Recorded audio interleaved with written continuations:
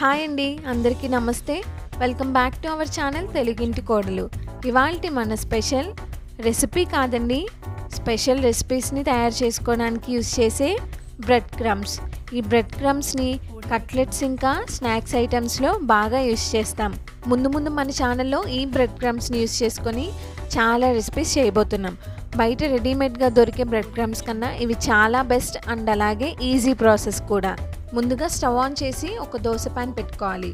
Pan బాగా heat అయిన తర్వాత బ్రెడ్ స్లైసెస్ని ప్యాన్ మీద వేసుకొని 2 సైడ్స్ గోల్డెన్ కలర్లోకి వచ్చేంత వరకు కాల్చుకోండి.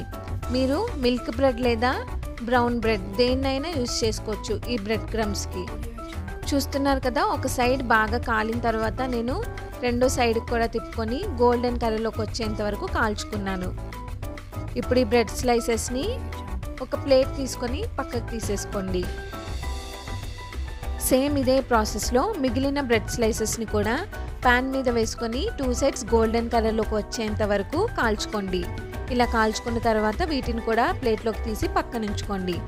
ఈ బ్రెడ్ స్లైసెస్ని మొత్తం ఒక 5 మినిట్స్ పాటు చల్లారిన తర్వాత ఒక మిక్సీ జార్ తీసుకొని బ్రెడ్ స్లైసెస్ అన్నిటినీ చిన్న పీసెస్గా చేసుకొని జార్లో వేసుకున్న తర్వాత ఫైన్ పౌడర్ లాగా మిక్సీ తిప్పుకోండి. చూస్తున్నారు కదా, 100% బ్రెడ్ క్రమ్స్ అనేవి రెడీ అయిపోయాయి. ఇప్పుడు వీటిని ఒక ప్లేట్లోకి తీసేసుకొని ఒక ఎయిర్ టైట్ బాక్స్లో ట్రాన్స్ఫర్ చేసుకుని ఫ్రిడ్జ్లో స్టోర్ చేసుకుంటే కనీసం 2 నెలల పాటు మీరు యూస్ చేసుకోవచ్చు. చూసారు కదండి, చాలా సింపుల్ ప్రాసెస్. ఒకే ఇంగ్రీడియంట్తో ఈ బ్రెడ్ క్రమ్స్ని ప్రిపేర్ చేసుకోవచ్చు. వీటితో ఎన్నో స్పెషల్ వెరైటీస్ని మీ చేతితో మీరే ప్రిపేర్ చేసుకొని ఎంజాయ్ చేయొచ్చు. మీరు కూడా ఈ బ్రెడ్ క్రమ్స్ని ప్రిపేర్ చేసుకొని ఈ బ్రెడ్ క్రమ్స్ని యూస్ చేసి ఏ రెసిపీ తయారు చేశారో కామెంట్ సెక్షన్లో షేర్ చేయండి.